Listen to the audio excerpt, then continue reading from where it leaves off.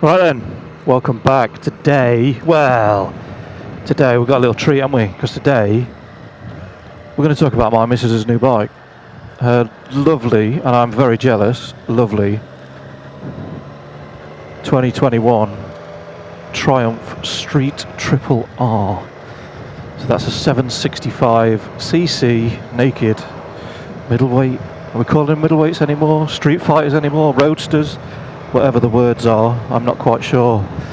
Good afternoon, Colonel. Hope you're well.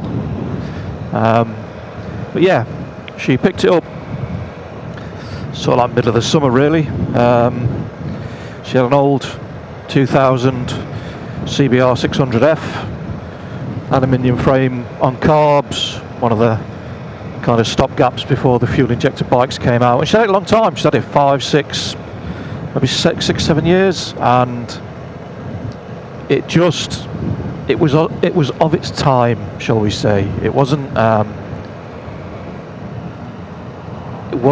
nicest thing to ride anymore. Bikes have come a long way in 20 years, and it was a lovely thing. It was really nice. I will put some pictures up if I've got some, and she loved it. We spent a vast amount of cash on it. We gave it new shocks. We gave it a Nitron rear shock, fully adjustable. We gave it all sorts, and she just outgrew it. She needed something that was a bit nicer to ride, something that wasn't going to put so much weight on her wrists.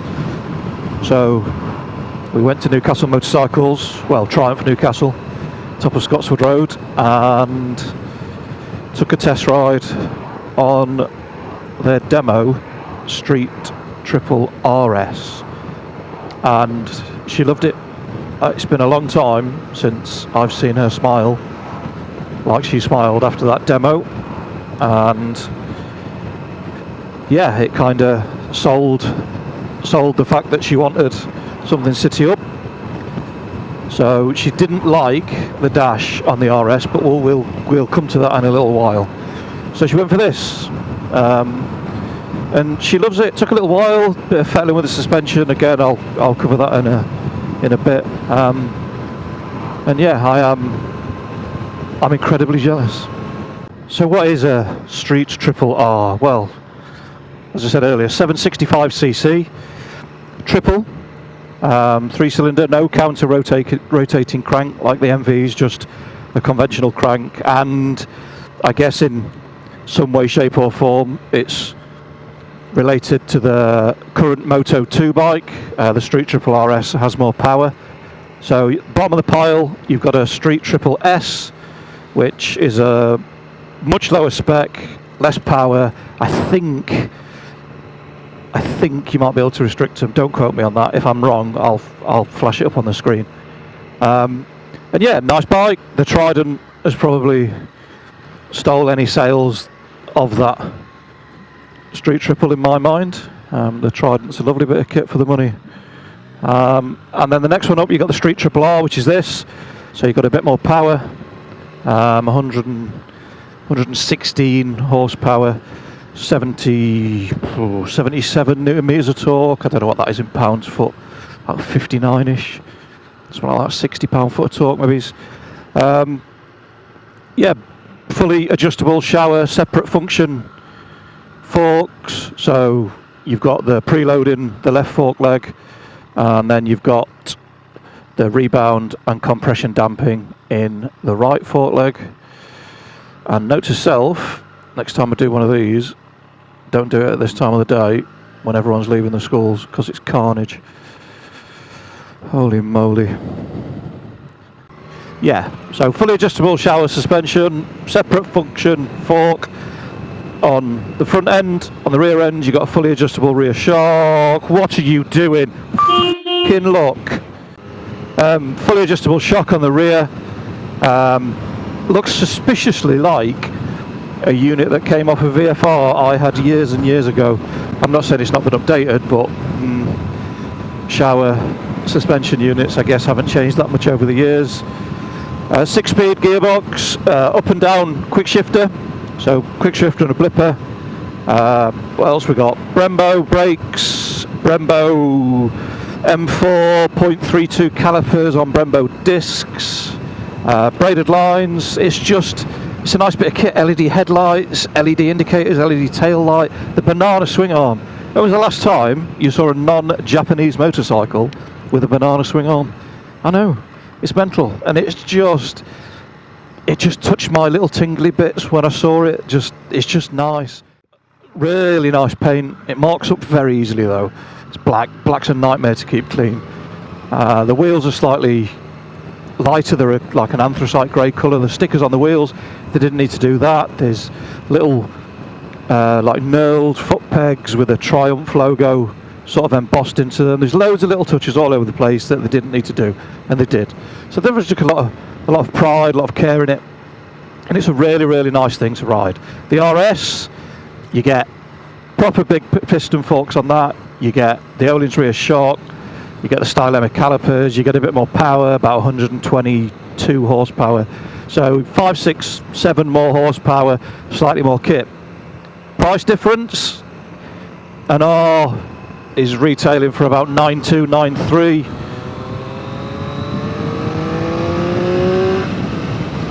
Oh, triples are just glorious. They've just got so much character. Yeah, so 9.2, 9.3 for an R, and about, I don't know, a grand, 12, 1,300 quid more for the RS. The biggest difference, and the biggest thing for my missus, was the dashboard. The dashboard on the RS is disgusting. It is an absolute aberration. It's difficult to read. There's 7 different modes and not one of them makes any sense. It's just a mess. I'm all for funky dashboards, but come on, like, do it right. The BMW ones are very, very good. The Aprilia ones are good, the KTM, but Triumph's dash, oh no, not the current gen. I like the connectivity and everything else, but yeah, the dashboard was a big no-no. Sam rode the bike and couldn't make head nor tail of how fast she was going, or what revs she was at. The only thing she knew is what gear she was in, because the gear position indicator is absolutely massive in the middle of the dash. You're turning left. Are you going to swing out? I'll tell you what, I'll wait. I will wait, kind sir. So yeah, bit lower spec, bit less power, same riding position as far as I can glean from Mrs. Motto. There's no difference. Good evening. And yeah, she absolutely loves it.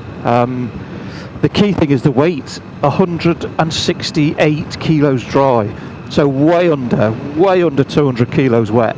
Now, yes, a Panigale R or a this, that or the other that costs 30 grand, well, they weigh less than 200 kilos. Yeah, you're right, they do. And the 200 odd horsepower, and it's unnecessary. This is less than 10 grand, less than £10,000 for a premium, let's not muck about, premium naked bike that's got almost as much power as a first generation Fireblade. And well, it is rather good value for money. It's economical. We get, on a decent run out, we'll get over 50 miles to the gallon out of it. The stated range, wherever you look, is about 150 miles. We did 175 and we still had 20 odd miles left in the tank, so it depends how brave you're feeling. You could possibly push it to 200 miles, but you'd be a brave boy or girl or chair. But yeah, it's just a lovely thing. The blipper, not for me. It's a mental block on my part. Changing down the gears without using a clutch, my brain just won't accept that yet. I am yet to enter the world of posh motorcycles that do everything for you. The quick shifter on the way up, oh absolutely, but only if you've got some revs on. It doesn't like going up the gears on the quick shifter at lowish revs, and I know that's a given, but people out there try and do it. So read your handbooks. Yes, read the handbook. The handbook will tell you. It's a national speed limit just around this corner, bottom of this hill. I'll leave it in second and we'll have a listen. We'll have a listen to that engine.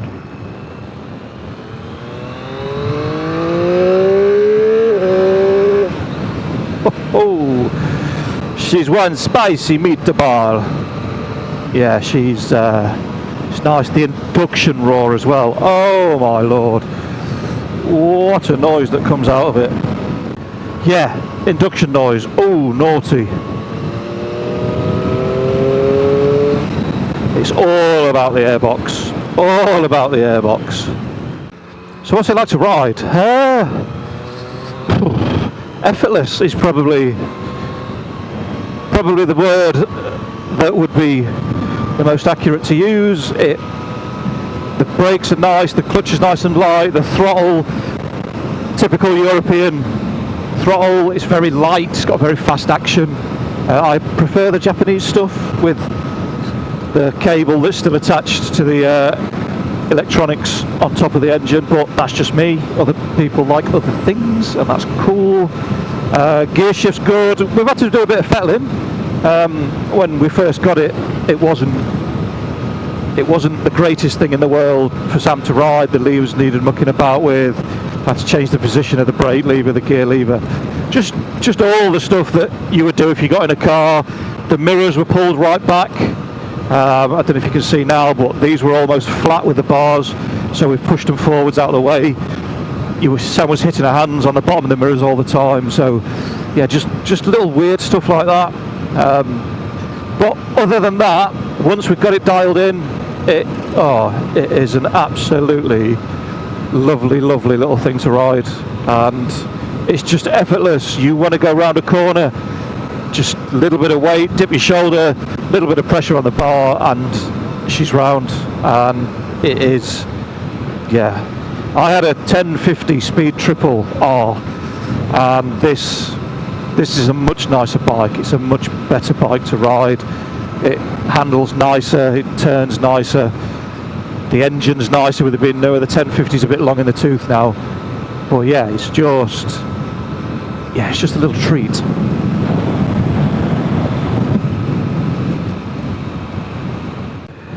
Well, it's definitely harvest season, isn't it? There's tractors and combines and various other bits of farm machinery everywhere.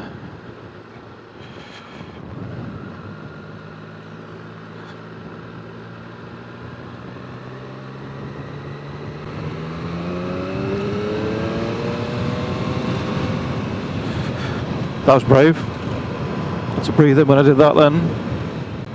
So what else do we get? Pirelli Diablo Rosso 3 tyres.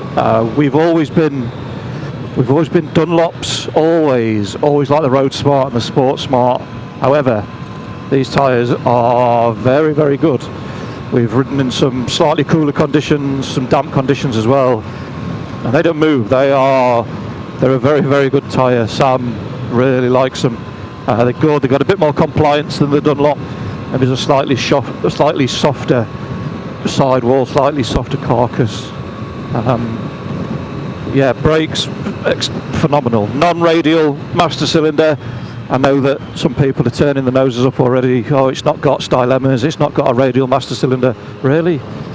Like, how fast do you want to ride? If you go on the track, fill your boots, get an RS. I know exactly where you're coming from, go and do it. If you want the latest and greatest, and you're the kind of person that needs a new iPhone every 12 months, then you're going to want an RS. I get that. However, as a road bike, you'd have to go some to beat this. It's slightly softer. That slight little drop in power means you can just use the revs a little bit more. You're not going to go to jail instantly as soon as you use all of second into third. It's just a lovely little thing. I'm jealous. I'm not going to lie. I'm very, very jealous.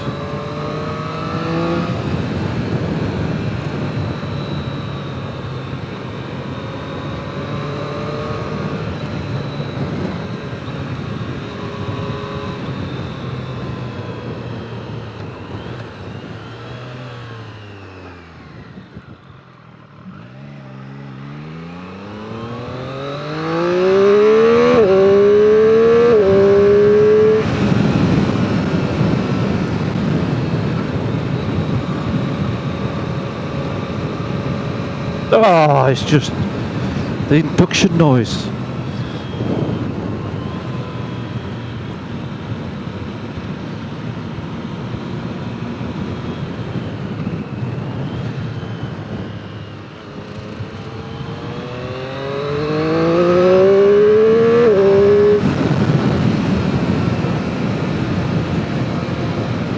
You don't need a gazillion horsepower when you've got some character, and I don't mean the kind of character that elevates a shit bike from being a shit bike into something that you cherish, like a lot of Italian stuff. I mean proper character, proper warbly engine, a gravelly engine note down low, and then into a howl at the top end. It's got torque, it's got power. It's just a lovely bit of kit.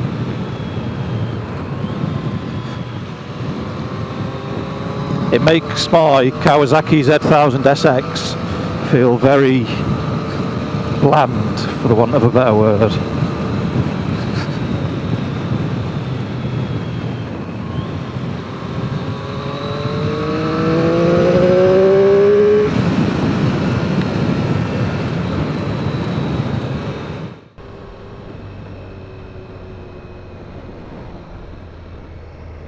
So what don't we like? Not a massive fan of the throttle. There's no weight on it, but that's a subjective thing. It's a personal preference. There is nothing wrong with it. I just don't like it. Sam does, so it is what it is. What else? The blipper, like I said earlier, not for me. It functions perfectly well. You feel like a hero on the approach to roundabouts, just kicking it down half a dozen gears. And yeah, works very well. What else? Clutch can be a little bit grabby. Might be because it's new. We've only done what? Dear me. Cycle through now. I've not even done 1,200 miles yet. So it's still, I guess it's still breaking in really. Anything else? Suspension, standard spring rates are way too high. We are running the bare minimum of preload. When I say bare minimum, I mean all the way out and half a turn in just to engage the actual spring and adjuster. Sam is 70 odd kilos in a bike kit, so anyone who's lighter than that, smaller than that, it is a very stiffly sprung motorcycle. It is not a bike that is going to cosset you on the suspension. It makes my Kawasaki feel like I'm sat in a sofa. It is incredibly comfortable compared to this. The suspension's very good. It works very, very well. It is stiff. Don't be fooled into thinking that because it's not an RS, it's not stiff. It is stiff. Preload adjusters on the rear shock are in a pain in the arse place, and that's about it. There's not really anything. Any niggles? Hot starting is a problem. Well, I say a problem. Now, I don't know if these bikes are running a decompressor. Now, normally on older bikes you run a decompressor, kick it over, get it started. This bike sounds very rattly when you're pressing the starter button, and then as soon as you let go of the starter, a split second later, the clattering noise vanishes and it goes back to being normal. But when the bike's really warm, it doesn't really want to start.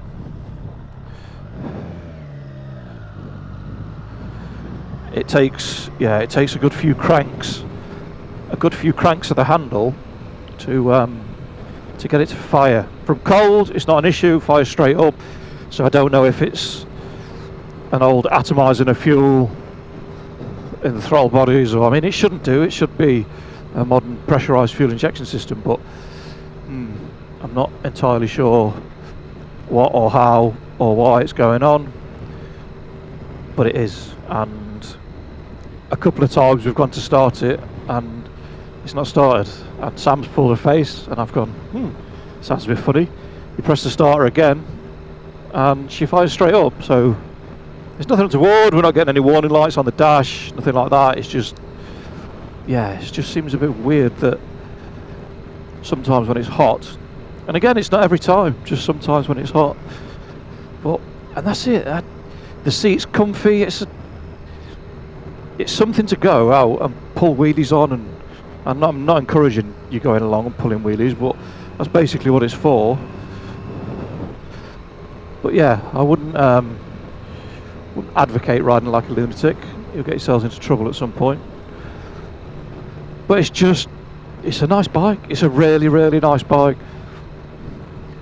I've always wanted a Z1000 X. Always. They came out, the reviews were absolutely mega on them, and always wanted one. I've got one, and honestly, I'm struggling to understand what all the hype was about. It's a very, very competent bike. It just doesn't have a lot of character. It's okay. It's like Kawasaki have knocked all the rough edges off of it. Oh, we've got to make the best bike we can, so we'll take all its character away.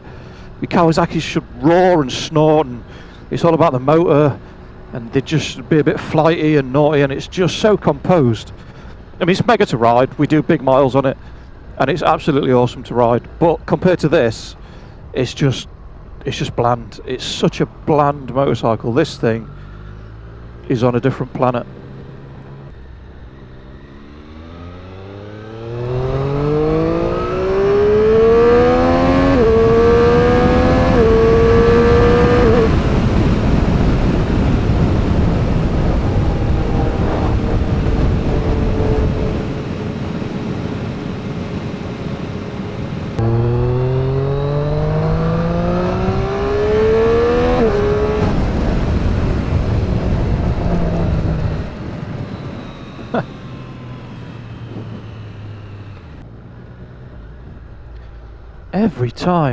Every time.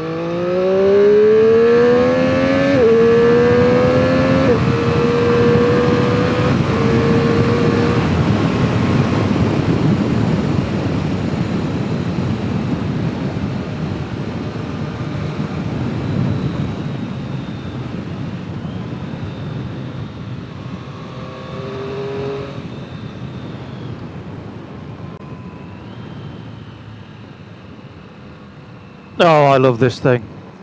What a bike. Oh my lord. Phew. It just treads that fine line between stability and you know that you're riding it hard. It doesn't slap about, it's not kicking back through the bars, it's not firing me out the seat, but it's just on that edge. You just know that you're pushing on a little bit and you're like, if I go any more, it's going to fire me off. However, it's there, it's with you. It's not fighting you. Oh, it's just a good bike. No, it's a great bike. It really is a great bike. Don't go and buy an RS. Go and see Kev at Triumph Newcastle. Go and buy an R. Yeah, there might be a delay in getting it, but it doesn't matter. It's worth it. Treat yourself. Buy it for Christmas. Buy yourself an early Christmas present. Go and buy a Street Triple R from Kev at Newcastle Motorcycles. I promise you will not regret it.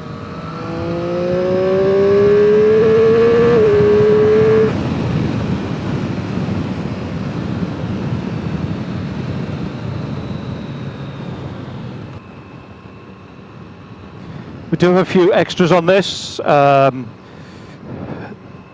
threw a tank pad in when we bought the bike. Yeah, I know, every little helps and all that. Otherwise the tank would just get destroyed. It's only a little one on the front. Oh, that was beautiful. Oh, one. Listen to that V4 noise. I know it's not a V4, but they still sound lovely. I've got the Puke screen. There's not a massive cowl on these as standard. Where you going, buddy? Because your road positioning is awful. Yeah, not a massive.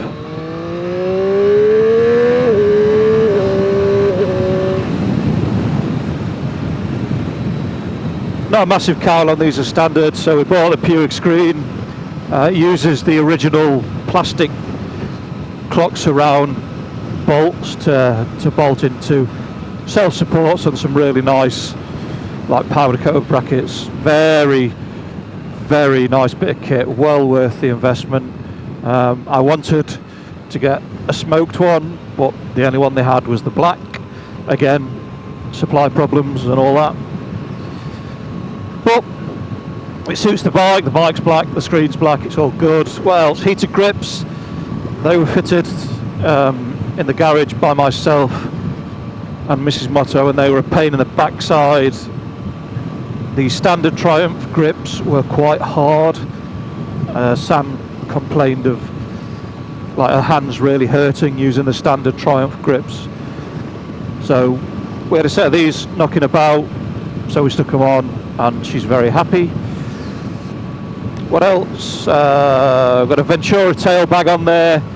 It's one of the new ones with a bra. We found a fitting kit that's designed for Krieger bags that uses the bolts and the mounting points underneath the rear seat, and we just basically Heath Robinsoned a way of getting the Ventura bag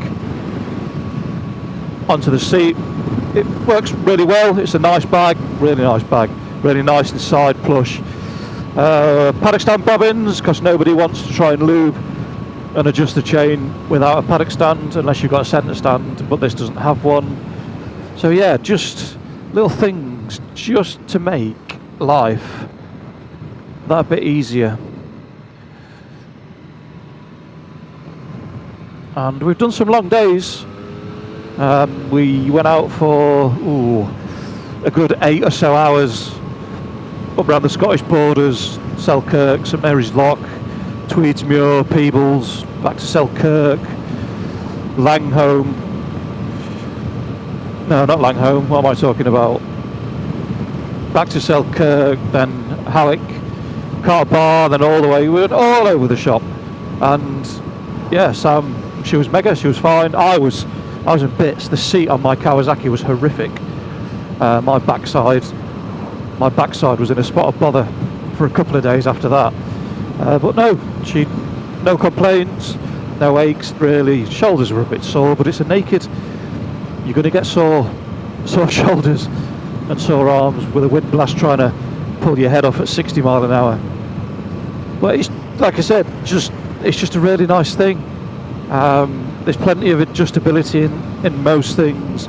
You can get it just how you want. I'd like to rip the standard pipe off and put something on there to get a bit more noise out of it. I'm assuming that this is Euro 4, Euro 5 or whatever the latest regulation was, and it's just a bit muted. Yeah, there's plenty of induction roar, but I just like a bit more noise out of the pack. A few pops and bangs and crackles on a closed throttle.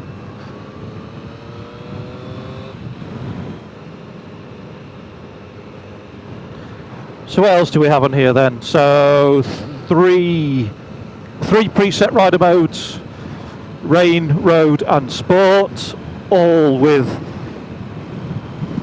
different corresponding levels of traction control and ABS and throttle response. This has also got the rider mode on it. Now, the old 1050R that I had the rider mode, where you can set an individual choice of what you like in there, and none of the literature that we read for the bike said that this actually had the rider mode. So we were quite surprised when we got it and we were mucking about with it that the rider mode was in there.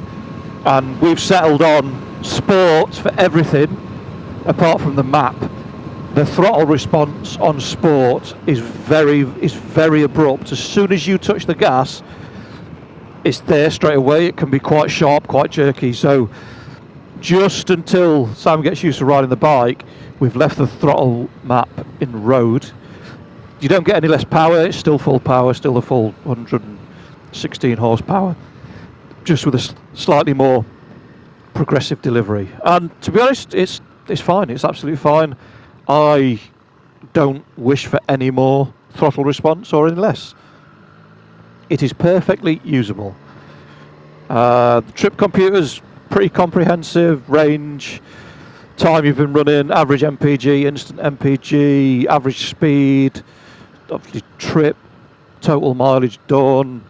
The shift lights, I probably won't be able to get any because of where I've got the rear facing GoPro, but the shift lights are really nice. You can choose the sequence of lights that come on. Do they all come on at once?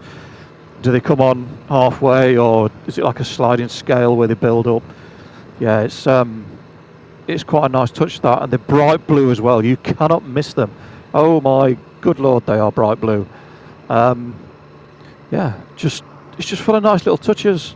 You can change pretty much everything from the bar that you want to, your mode and everything like that, and then at a standstill you can go into the clocks and muck about with them and change your preferences.